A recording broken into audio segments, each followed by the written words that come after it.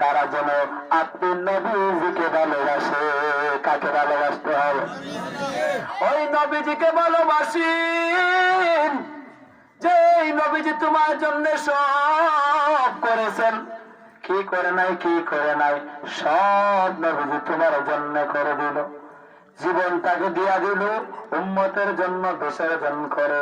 নবীজি কান্না করেন, সাহাবায়ে কেরাম সবাই নবীজিকে জানায়, ও নবীজি আমার, আপনি কেন কান্না করেন? আপনার সমস্ত গুনাহ তো আল্লাহ মাফ করে দিল। অতীতে সব গুনাহ আল্লাহ মাফ করে দিয়েছেন, ভবিষ্যতের সব গুনাহ আপনাকে মাফ করে দিল। তাহলে কেন নবী আপনি এত পরিমাণে কান্না করেন? আপনি কেন এত পরিমাণে কান্না করেন? ওই নবীজি জানান, হে আমার সাহাবায়ে কেরাম, যে আল্লাহ আমার সমস্ত গুনাহ খাতা মাফ করে দিল, ওই আল্লাহর শুকর কি আমি আদায় করব না? ওই আল্লাহর মায়াটাকে আমার অন্তরের মধ্যে ঢুকাইব না?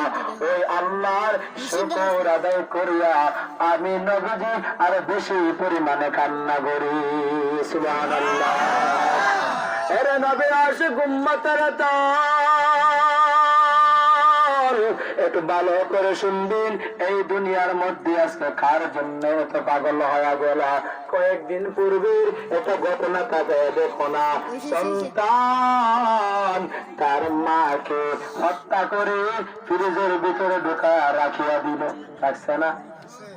হাই রে ভাই হাই, কেমন সন্তানের জন্য আজকে তুমি পাগল?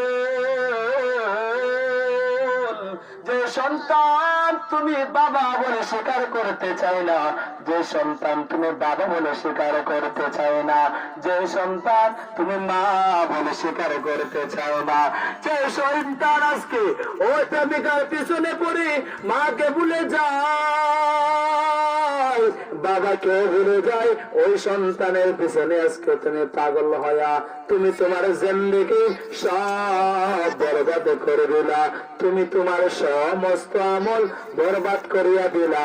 কোনটা হারাম কোনটা হারাম ওটা দেখার মতো সময় তোমার হাতে মিলে না, ঠিক কিনা? সন্তান, আমার সন্তানটাকে কিভাবে বড় লোক বানানো যায়, কিভাবে আমার সন্তানটাকে বড় টাকাওয়ালা সম্পদশীল বানানো যায়, ওই চিন্তা নিয়া নিয়া নিয়া তুমি ঘর থেকে বেরোবো।